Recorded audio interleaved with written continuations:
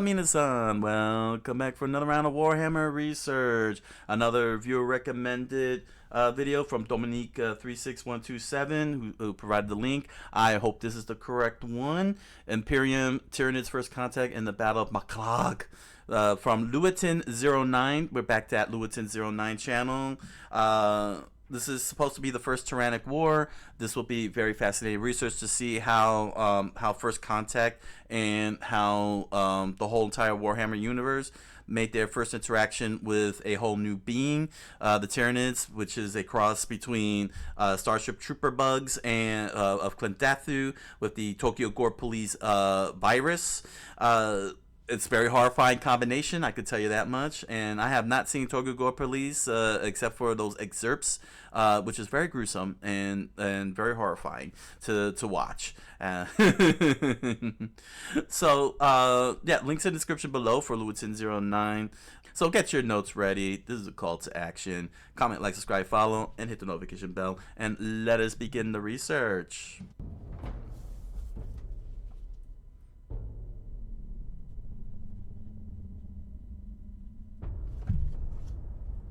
In the grim darkness of the future, there is only war and walk. Tyranids are creatures from our darkest nightmares, but remember this, they can bleed and they can die. Man, the artwork in Warhammer could be so awesome. Just look at that.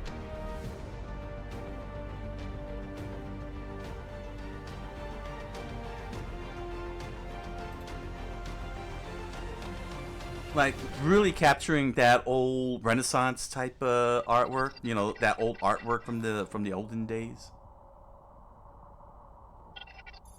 Planet Tyrant, Ocean World, Imperial Research Station.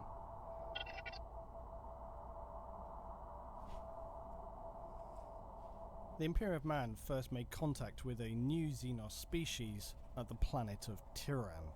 Imperial explorators, who are Mechanicus tech priests committed to exploration and exploitation of new planets and regions in the galaxy in the name of the Imperium, discovered a strange phenomena where planets previously recorded as lush and verdant were now barren husks. Not even a single cell of life remained.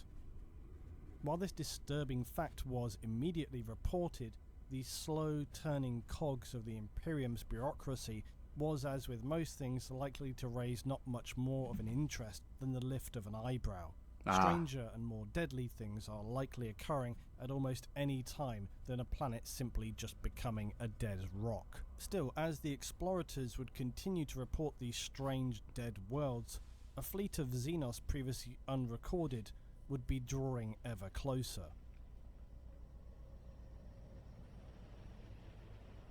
Cthulhu. A survey craft returning from studying these destroyed worlds encountered a strange cloud of unidentified objects entering the edge of the system. After taking some damage from strange organic mines in the edge of this cloud, the Imperial ship would manage to survive back to an Imperial base orbiting Tyran Primus with the disturbing reports. Days later, the Xenos fleet would now descend from the skies down to the surface of Tyran Primus. The main base on Tyran was a heavily fortified bunker system designed to withstand the ferocious storms of the ocean world.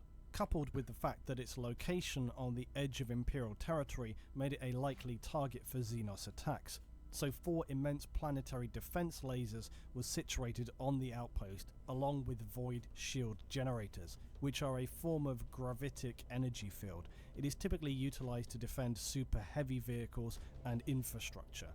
Often you see these used by starships and titans in the Imperium. Void shields displace ranged attacks by distorting space-time around the point of impact. Oh, wow. The outpost was then further supported by an array of other weapon systems, including autocannon and las cannon, as well as various heavy bastions and bunkers. So the defense planet's complement itself weaponized. was also formidable, with 3 full Navy wings and a force of Skitari, as well as finally an entire infantry regiment of Imperial Guard. A standard deployment for any frontier planet that had been deemed the standardized force strong enough to repel most enemy assaults. The alien horrors began to fall from the skies in an array of colours and strange storm-racked skies. The Imperial ground gunners attempted to engage and prevent any of the invaders from making planetfall. But just as suddenly as they'd begun, this attack from the strange unseen species would withdraw. Is this all they have? What an easy victory, mused the Imperial Oh. overconfidence would no, tragically misplaced. Major Varnak ordered a fleet of Imperial Navy cruisers to continue to harass the withdrawing Xenos as to make sure of their retreat and assumed broken morale. But upon following this command, the Imperial ships would quickly discover, as they pushed through the spore mine clouds that masked the Xenos fleet, they would see not a few, not even 100 of the strange bioships, but in fact thousands. Having suffered minimal, if any, losses from the initial planetary engagement, swarms of Xenos ships would seize upon these easily stunned prey as they rounded on the Imperial ships. Okay, so basically the Tyranids, upon first entry, was just testing out the defenses. That's why they retreated. It wasn't like a big contingent. It was a scouting force. They sent a scouting force to see what they were up to, and once they figured out what the defenses were like, they came back with the whole planet. Dang, yo, these space locusts are crazy. They got space locusts with intelligence. Imagine locusts having the intelligence to test out the defenses and then report back and come and because they're hive mind, and then come in with a planetary scale force. That's scary. You know how frightening that is? You know, when you think about that? Oh, jeez. Very hilarious. It's hilarious because the Imperium is being dismissive about it. You know, they're being dismissive, and they're learning the hard way. First to be physically shredded was the Emperor's Fist, ripped apart by small invasive organisms spewed forth from a larger alien vessel. As the others were similarly cut to pieces or ripped apart by tendrils, the now absolutely panic-wrought crew in the last surviving ship were able to dispatch a warning to Tyran. Wow. In the process of doing so, gene stealers had been unleashed into the ship's interior, efficiently and brutally slaughtering the entire crew complement in minutes. And stealing their While in the genes. background, other ships were already being absorbed into the fleet's bioreserves. And now they're wearing pants. They're wearing Levi's, Xenos dungarees. now returned to the orbit of Tyran. That's what happens and when you there steal would be genes. No respite this time. No withdrawal. Many thousands of their mycetic spores rained down to the planet's surface, with the Imperial outpost defenses having little success in preventing them from doing so. As the ocean around the outpost began to foam and boil, the Imperial defenders looked on baffled and more than a little concerned. What kind of horror was this attack? Soon enough their answers returned, as aliens the likes of which had never been seen before sprang from the watery gestation. Imperial Guard would quickly turn to their instinctive training and even were successful in repelling the first waves of attack by these savage alien creatures. No doubt bolstered by the fact that among their number were Guard veterans from the Imperial death world of Katashan, a nightmarish jungle planet.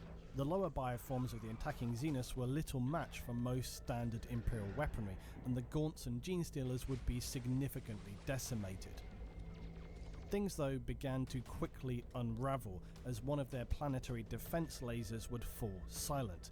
It was literally choked and clogged by a mass of Xenos gargoyles that had been instructed from the hive mind to force themselves down into its barrel and inner workings. Now the larger bioforms of carnifexes would begin to appear, ripping through defenses and destroying further weapon installations. Just shred everything at all costs. The Xenos were turning the tables, and it was now only a matter of time before the guardsmen would be horribly dismembered and then consumed.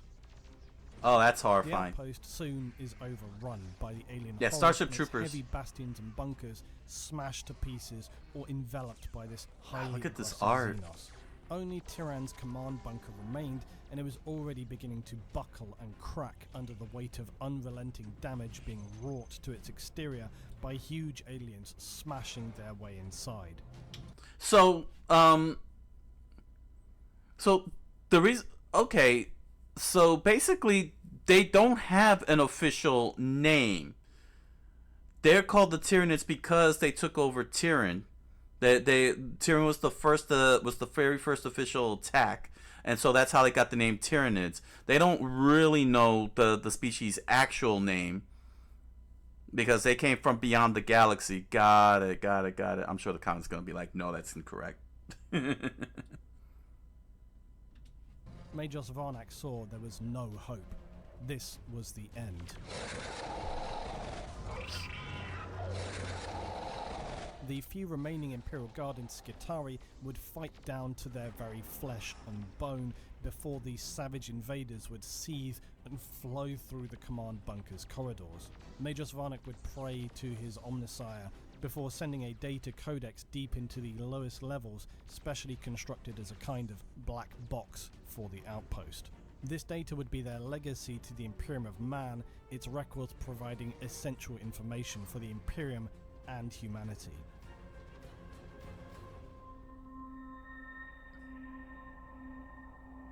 One year later. I didn't say that right. 1 year later. Inquisitor Cryptman arrives at Tyrannus Primus. As Cryptman approached the now dead, sterile world, he discovered that it had been ravaged of all life, even its oceans and atmosphere. Wow. Searching for the standard Imperial data codex that is secured in such a catastrophic destruction of an Imperial outpost, what he found was more disturbing than he could have imagined. And seeing the videos and accumulated data of the Xenos assault, Cryptman would immediately leave the planet to communicate and convey the severity and imminent danger posed by this new and horrific alien threat. A horror he would subsequently name Tyranids. Okay. The planet of Tyran would hold the morbid honor of now becoming their official designation. Okay. Cryptman attempted to use his astropath on board to project a vision of his discovery to the Imperium's network, only to discover that this was not possible. Something was preventing the astropath from communicating. This, of course, was the psychic disturbance caused by the Hive fleet. Yep, the Hive fleet. So he instead proceeded to the next nearest Imperial planet of Thurs in the hopes of establishing communication, only to discover this world had also been ravaged and was now a sterile, dead planet. Wow. As is often the case with planets in the Imperium, sometimes entire worlds are lost without anybody even realizing it until years later. Eventually, after successfully establishing communications, he was ordered to proceed to the planet of Macragge, the Space Marine chapter homeworld of the Ultramarines. Hold on a second. How did these planets go unnoticed? How did these planets go unnoticed? I mean, they have communication networks. Did they not notice that they weren't reporting in or something?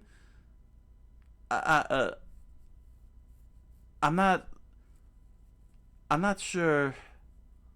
Ooh, I don't know if this is good writing. Ooh, there's gotta be an explanation for why they missed this. Oh boy. Hopefully this will be explained. The alien fleet would be designated Behemoth. Thanks largely to the information gathered from the Tyran data codex, the Astartes and Imperial forces on Macragge were now able to formulate a plan in its defense.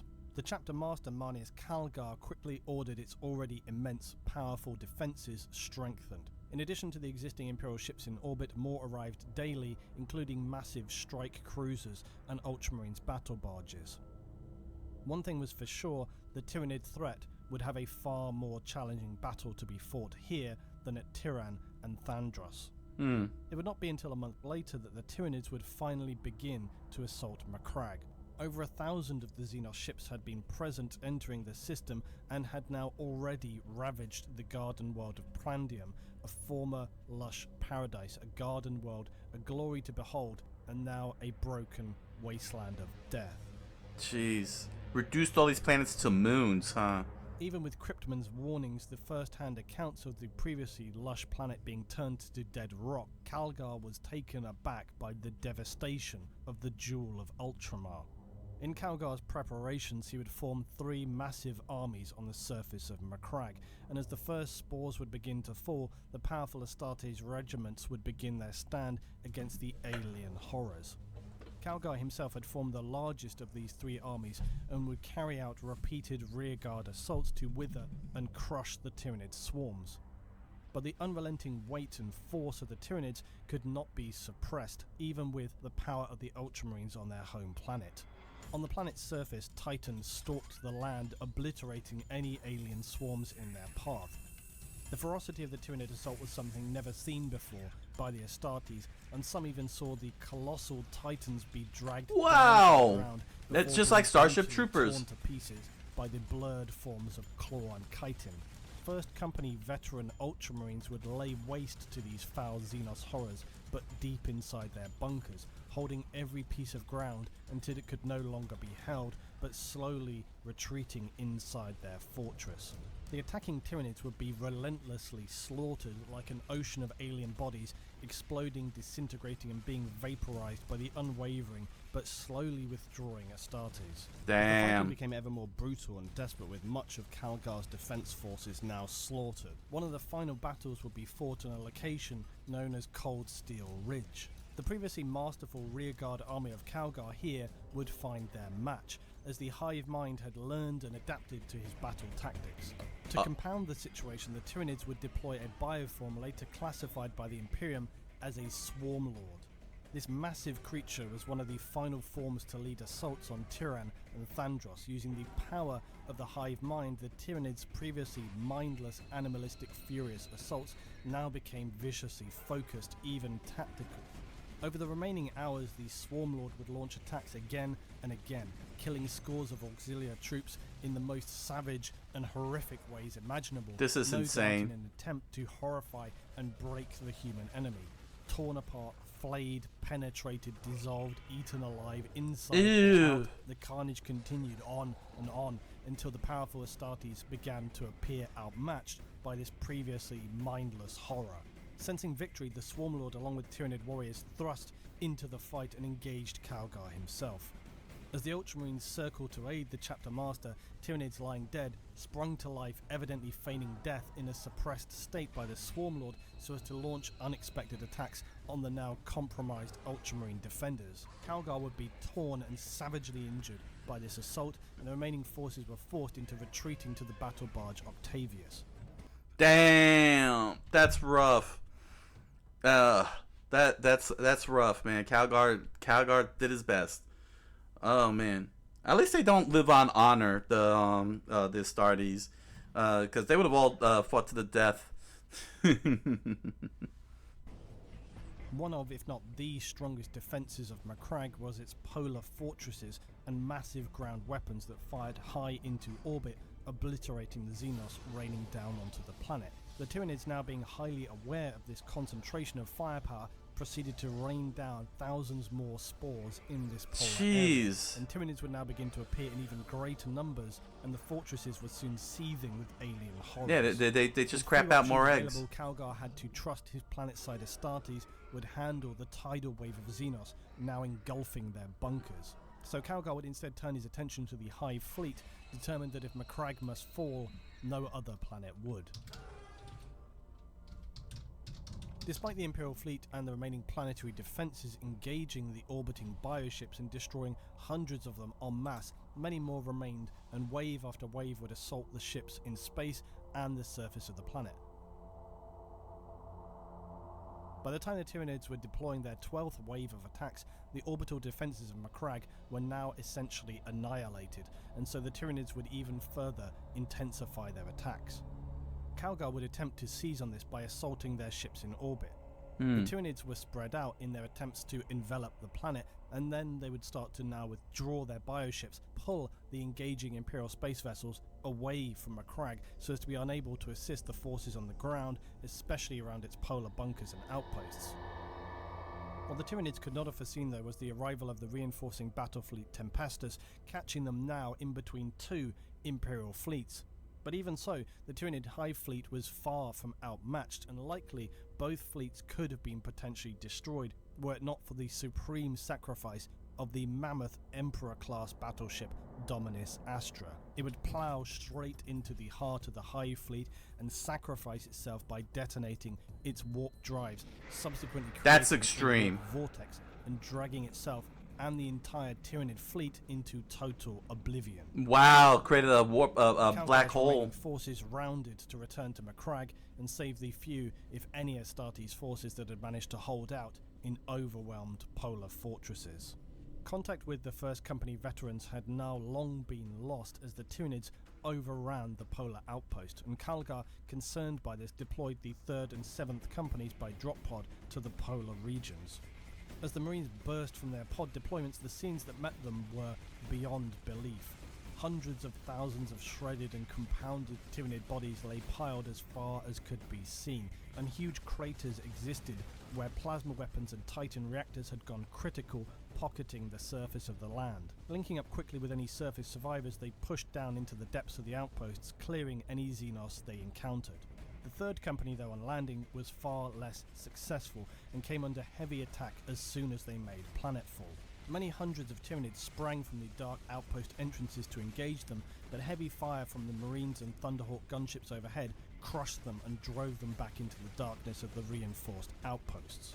On entering the darkened corridors of the outpost as the 7th Company had done, the 3rd began to notice how walls and structural elements were dripping with mucus, and it seemed that in many places solid material appeared to be breaking down. Oh. They laid down heavy flame units through the corridors to clear their advances, slowly progressing deeper into the bunkers. As the 3rd Company continued to burn their way into the darkness, every step crushing alien chitin and acidic blood splashing everywhere, they slowly entered the deepest areas of the bunkered outposts in the polar region. And it was here that they would finally find the last remaining 1st Company veterans. A single circle of Space Marines in Terminator armor laying slumped back to back, having been savagely ended by the Xenos horrors. There were no 1st Company Ultramarines remaining. They had been killed to the last man. Yo, I've been wondering though, and I got a question, and I'll ask it again after this. Why didn't the Tyranids just go to another part of the planet? They seem to be fixated on the outposts, but when they could have just landed at another part of the planet and just swoop in from the from behind. You know what I'm saying? Like they landed in another continent, that ravaged the whole continent, and worked from there away from the outposts and just worked their way over to the outposts. I'm very curious about that. They seem to given their hive mind, that you would think they at least have instead of just sending wave after waves, and their ability to adapt to the situation, that they would land in another continent, another part of the planet, at a separate continent far away from these guys, and then overrun from there. I'm very curious.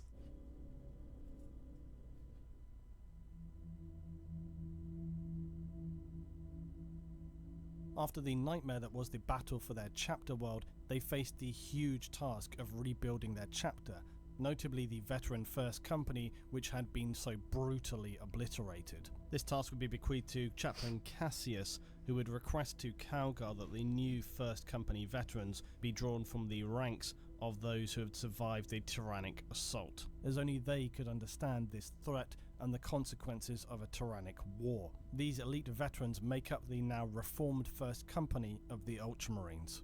The battle for Macragge is a bittersweet victory for the Ultramarines, having been successful against such a horrific enemy, but also suffering such devastating losses. The names of their fallen brothers are commemorated each year, and their sacrifices remain throughout the Ultramar system. And so the Tyranids would not be seen for over 200 years, until without warning in 993 of Millennium 41, a new invasion fleet would appear. Hive Fleet Kraken, which would now engage with simultaneous attacks on planets throughout the system. Eventually this assault would also be repelled, but the Tyranids would again be detected by Inquisitor Kryptman in 997 of Millennium 41, only 4 years later. Kryptman was able, by burning out Astropass, to discern this new fleet Leviathan's intended course of attack through its targeted system. But despite some initial defensive successes, Kryptman would order the act of Exterminatus on the world of Cordelis, the next planet in the Tyranids' path, so as to reduce their ability to increase their biomass. Despite Imperial Navy objections, Kryptman would succeed in carrying out his Exterminatus to the planet and its population with virus bombs. Wow. His catastrophic level of civilian deaths and his lies to the Ultramarines would enrage them and other Imperial forces. Yeah. Worse would be to come though when Kryptman would order the single largest self-inflicted atrocity in Imperial history, when he would order a system-wide scorched earth tactic by using Exterminatus on every planet within the reach of High Fleet Leviathan. Jeez! So as to effectively starve them of biomatter. He would later, due to these actions, be denounced as a traitor to the Imperium and Carta Externis by his fellow Inquisitors. But Kryptman still held loyal allies within the Astartes' Death Watch, and the final fate of High Fleet Leviathan was far from over. The Tyranids and their ongoing tyrannic wars would change the Imperium forever, but there are many who believe that their invasions of the galaxy have only just begun. Further examination of Imperial records after the tyrannic wars had begun revealed disturbing facts. Facts that suggest the Tyranids had been around for a much longer period of time, and that predatory creatures like the Katashan Devil and Fenrisian Kraken are actually ancient descendants of Tyranid hive fleets, perhaps long since abandoned or forgotten by the Hive. Records of the Ordo Xenos of the Inquisition have suggested Tyranid contact as far back as Millennium 35. Bioships of Tyranid configuration were also discovered on an ice planet after Imperial Guards sensed an orc threat there. Tyranids would burst out attacking the guardsmen sent, but they could not understand how this was possible, as no Tyranid ships were in orbit of the planet. Eventually they realized that as long ago as 7,000 years, a full Tyranid hive ship had crashed into the planet and remained dormant ever since. Wow. Oh, that's scary. So they've been around for even longer than that. 7,000 years, and they were contained in ice, and they were still functional. They didn't even break through the ice and take over the whole thing. Dang. They were just trapped in the ice. Wow. Yo, the Tyranids are nuts, man. But Kryptman, who's even more dangerous? The Tyranids or the Kryptman? The Tyranids or the Kryptman? The Kryptman. Of it reanimating and sending out psychic distress calls is something that they could not allow to happen. Eventually the Imperial forces are able to destroy the hive ship by enabling massive volcanic eruptions which consume and destroy the trapped ship and all its horrific inhabitants. But these events suggested that the Tyranids had been present even earlier than Millennium 45, perhaps anything longer than even 1,000 years prior, and it also penetrated further into Imperial space than was previously thought. The prospect of other deliberately hidden or preemptively placed hive ships was a greatly concerning realization. Yeah.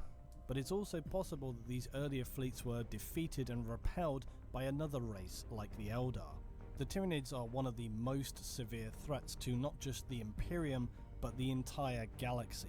And even though they have wrought terrible destruction through the first fleets that have appeared, a much worse possibility exists, that so far the Tyranid hive fleets are just initial tendrils. They are really scouting parties of a much larger and exponentially more dangerous main fleet, and we don't even yet unseen, still traveling through the void toward the Milky Way galaxy. And we don't even know what the other group that's behind this group is.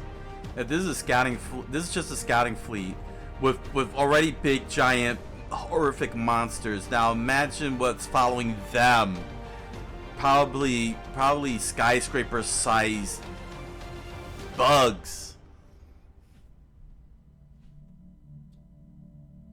we cannot live through this. Mankind cannot live through this. In that single day, they have covered the surface of this planet with a flood of living blades and needled fanged mouths. Kill one and 10 take its place. They are Hydra. If they are truly without number, then our race is doomed to a violent death before every shred of our civilization is scoured away by a force more voracious than the depths of hell. That was good. Who is more dangerous to the universe? Cryptmen or the Tyranids? Like, whose side is Cryptmen on? the man is like I don't know what was going through his mind, doing exterminatus all over the world, and then dropping virus bombs on all the planets, on all those exterior planets. It's kind of like how you say, what is it? The greater good? No, not the greater good. How you say? By what I mean, the ends justify the means. By whatever means necessary. It's playing on all that. Hulk. Shadow on the kick side is like Hulk. Maybe Hulk. Who knows? The fact of the matter is the Tyranids are just insane, and this is only a scouting force. With the large amount of horrific monsters that they already come with, that means that there's no telling what type of other size monsters following them. You know, that is following the main force. Are they the size of skyscrapers? Do they have? Oh man, it's very imaginative. You know, saying like maybe they could do traps and such, like the trap spiders. You know, walk up and then they pop in and go wow, and then pull you in and such. Oh my gosh, there's so many things you could do with these Tyranids. So many designs you could come up with. It's pretty. They're pretty intense. You know, they're pretty intense, and I would say, yeah, they're scary. And sure, I can understand where Cryptman was coming from. Doing the exterminatus and virus bombs, but even the Imperium is like, okay, this is a bridge too far, and the Imperium is supposed to be the evil people.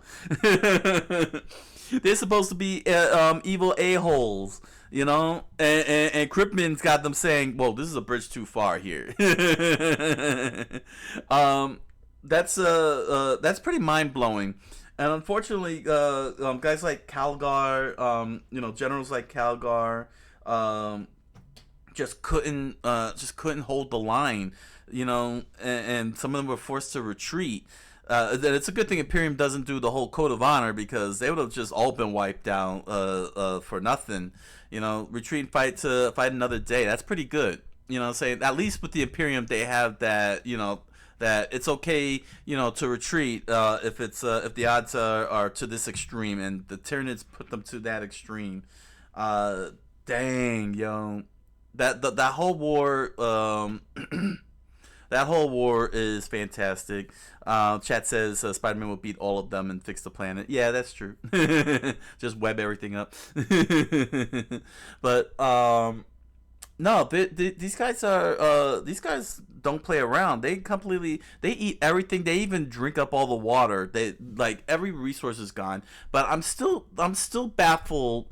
Why they just kept going down to that one outpost over and over again, when they could have just gone to the other side of the world, fall onto an uninhabited continent, and just work and branch out from there. I'm not sure why why they weren't doing that. I would have written them to have done that. Quite honestly, look how big the planet is. Look how big the planet is. Why do you got to go to that one specific spot? Just go 50,000 miles, to the other side. The land force, in the planet is not gonna catch up to them in 50,000 miles away. They would have to get the spaceships to counter it and everything. I don't know. I just feel like the Tyranids could have done better than just keeping sending wave after wave to one specific location. That is something like straight out of anime. In anime, where you have the main villain. I'll give you a good example. Sailor Moon. Queen Beryl just kept sending keeps sending her minions to Tokyo. Why specifically Tokyo? Why not go to Hokkaido where Sailor Moon is far away from you? You know what I'm saying? Go to Tokyo. You know, the Sailor Moon villains that are looking for energy sources from humans should have gone to Hokkaido or Okinawa instead of Tokyo, where Sailor Moon is at and monitoring the whole thing. You know, well, why can't we have that in writing? Superman, not Spider-Man. Well, you know what? They both can do it. Chat room, they can both do it.